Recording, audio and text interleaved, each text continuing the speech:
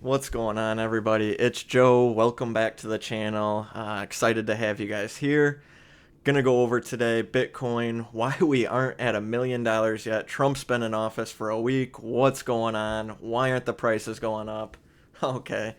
No one really expected to be at $1 million this quick, but I do want to touch on some of those things, some of the news today, why the prices aren't responding as quickly as some people thought, and then go over why I'm still bullish and why I think we're still going to get there at some point in this, potentially this year, but I feel like more so in the next couple of years, but still plenty of reason to be bullish, you guys, even though we haven't seen that market respond like we thought it might with Trump coming into the office just over a week ago now. So let's dive into the prices today and kind of take a look at that.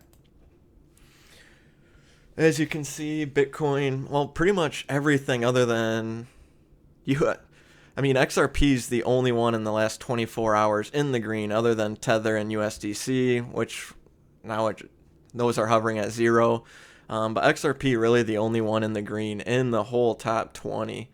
So I mean, it hasn't gone down a lot. It's stayed. It's all within 5 to 6%. It seems like, but still not something you like to see in the market. You like to see those green numbers, unless you're buying, unless you're dollar cost averaging during a bull market. Then the red numbers are good. That gives you opportunity to accumulate more. If you are doing that, I encourage you to look at these opportunities to buy. Not financial advice, but something I like to do when I see red numbers is look for any other way I can to accumulate more. Within the last hour, everything's pretty much down, but we do see Bitcoin hovering just above 100,000 still. As you can see, it's at 100,300 right now. So even though we dropped down to like 98,000 a couple of times in the last couple of days, we shot right back up over 100,000, which is super encouraging, super bullish. Stock market went down a bit, and I know like Nvidia went down quite a bit. So to see Bitcoin not respond in that manner and to bounce back quickly was quite encouraging that it's not directly correlated to that. We did see it. I think that's when it did drop to 98, was really quick right when those announcements were happening. But the market quickly adjusted to that and went right back up, even though those were still going down. Like, I saw a tweet or a post, I don't know, man. If you asked me where Bitcoin would be if Nvidia went down 20% overnight, I definitely would not have said $100,000. I feel the same way.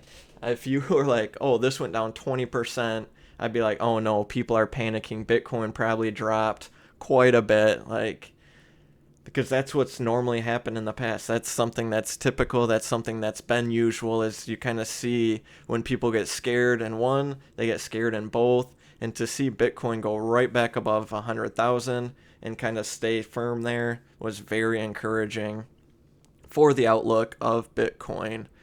And so going over a couple of the news things in the news on Bitcoin and why, like, we see another state representative, Rep. TJ Roberts, says he will file a Bitcoin strategic reserve bill. Super optimistic. So we see like information like this. We see information like this where Arizona advanced the Strategic Bitcoin Reserve Act, allowing public funds to invest up to 10% in Bitcoin and other digital assets, setting a potential precedent for other states. So we see all this news coming out, but we aren't seeing the price react accordingly like how it has in the past when good news has come out. So why isn't that happening? Like, why do we keep seeing states coming forward and saying they're going to do this and doing that? And why do we keep hearing about the strategic reserve? And why do we keep hearing about like this reserve act or Bitcoin strategic reserve bill? And the price is still hovering right around $100,000. I think that's because a lot of that was like all of that talk was already built into the price. Nothing has happened yet to confirm that these things are going to happen. Everyone's still confused. Everyone's figuring things out, and I feel like this administration is really figuring out all that back end information before they go forward with this. They want to make sure they do it right. They want to make sure they have all the systems in place to be successful when they roll out these programs. because they know the prices are going to shoot up when it happens. And I'm going to kind of talk about that in one of these next clips, and why I do think the U.S. is being so careful with these announcements, and why they're trying to keep the price around 100,000 for as long as they can before they keep some of those promises. So let's take a look. Here we got Senator Cynthia Lummis, who proposed a strategic Bitcoin reserve, buy 200,000 Bitcoin annually for 5 years, hold for at least 20 years. Goal, having the U.S. national debt in 20 years. Could Bitcoin reshape America's financial future? So she's on the the chair of the Senate Committee on Crypto, and let's see what she says. So why Bitcoin would make sense as part of our strategic reserves is that we recognize other long-term stores of value and put them in strategic reserve. We have a gold strategic reserve. We have an oil strategic reserve. I think it is fitting that Bitcoin, now that is really digital gold, be included among our reserve assets. So I'm proposing in the Bitcoin Act that we purchase roughly 200,000 Bitcoin a year just by converting money we already have into Bitcoin and hold them for 20 years. If we did that with, say, 5% of all the Bitcoin that will ever exist, which is roughly 1 million Bitcoin, we could cut our debt in half in 20 years. And in the meantime, we would have an asset that's growing in value while our own dollar is decreasing in value. And thereby we could shore up the U.S. dollar as the world's reserve currency. What that does is help us protect ourselves against inflation and protect the U.S. dollar on the world stage. So it's information like that, you guys, that leaves me super bullish for the future still. Why? Because if these bills come forward, if these plans come forward, if the U.S. actually does want to buy 200,000 Bitcoin annually for 5 years, that's a big investment. That's 1 million Bitcoin in the strategic reserve, which is what she said, 5% of the total supply. That is massive, and that's going to drive prices up dramatically. So make the U.S. making sure they have all these plans in place before they announce something like that, I believe is something they're strongly considering while they do think about that. She goes on to say, again today, says the U.S. buying Bitcoin will scare China and Russia. We will have an arms race over Bitcoin instead of over weapons. It's coming. So this is kind of what I was alluding to earlier, whereas the U.S. wants to be very careful about when they announce this. They want to make sure those plans are in place, because once they do announce this, it could start an arms race with China, with Russia, with other countries, all trying to accumulate it because they don't want to be last.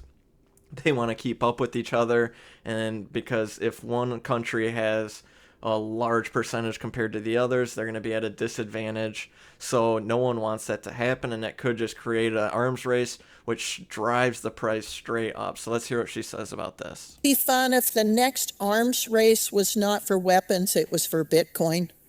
Wouldn't it be fun if the U.S. is buying Bitcoin and it scares China and Russia so they start buying Bitcoin, and we have an arms race over Bitcoin instead of over weapons? That we're as globally, we're challenging each other to have a secure store of value. Wouldn't it be fun if the next... So if that arms race does happen, we could see a huge scramble for Bitcoin from these countries, driving the price up. And that's another reason I think we haven't seen that price action yet. We haven't seen as many announcements as we want yet. People are waiting for news like that to come forward before that price reflects it. But what that means, you guys, is that if that does happen, if that arms race does actually happen, it could shoot up very, very quickly. I know Michael Saylor tosses around the number 13 million quite a bit for what he thinks Bitcoin's going to get to. We could see a number between $1 million and $10 million for a Bitcoin if we see some of these things taking place. If what she just proposed, buying 200,000 Bitcoin a year for 5 years to get to 1 million Bitcoin in the reserve, happens, if that arms race takes place, 1 million to 10 million or 13 million isn't unreasonable. And so let's say you own 0.1% or 10% of a Bitcoin, $10,000, roughly $10,000 today. You're going to be in a pretty good spot, I believe, owning 10% of a Bitcoin today. If it gets to $1 million, you have 100,000. If it gets to $10 million, that $10,000 investment today is now $1 million. Certainly reasonable, certainly plausible if these things happen. So that's why I think owning 0.1% of a Bitcoin is super important. Think about it. There's 21 million Bitcoin in the entire world. That's if you own 10% of a Bitcoin, you're going to be way ahead of the average person. You're going to set yourself up and be in a position that not many people can say they are in. And so that's why I think that number is key to get to. And the sooner you get to that number, the better in my mind, because as soon as these announcements start coming, you aren't going to be able to buy at these prices anymore. Obviously, we could see another dip. If there is another bear market, we could see prices draw back down below 100,000. But to prepare for these announcements, like, is that a chance you want to take? I'm not sure. This isn't financial advice, but I know I would not want to get left behind if we do hear that strategic reserve announcement, if we do hear that plan, if we do see that arms race. I don't want to be on the sidelines watching. I want to be in a position where I feel like I am in power, where I have enough Bitcoin to, like, hey, I have 10% of a Bitcoin. How much do you guys have? And by that time, owning 10%, if it's at 500,000, instead of $10,000, now it's going to cost $50,000 to get that same percentage in your portfolio. So I'm super bullish still, hearing her talk like this today, seeing all these things happening in each state in regard to strategic reserve bills, in regard to the Bitcoin Reserve Act, allowing people to invest in Bitcoin and other digital assets, hearing President Trump, hearing Eric Trump talk about Bitcoin and the plans that they have in the future. I'm bullish. I'm optimistic. I think even though we're hovering right around 100,000 still, looking long term is the goal when you're in crypto, and I think the future is bright. So let me know your thoughts below. Please follow, please like, please subscribe, turn on those bell notifications, and I look forward to seeing you in the next video. Your support means the world.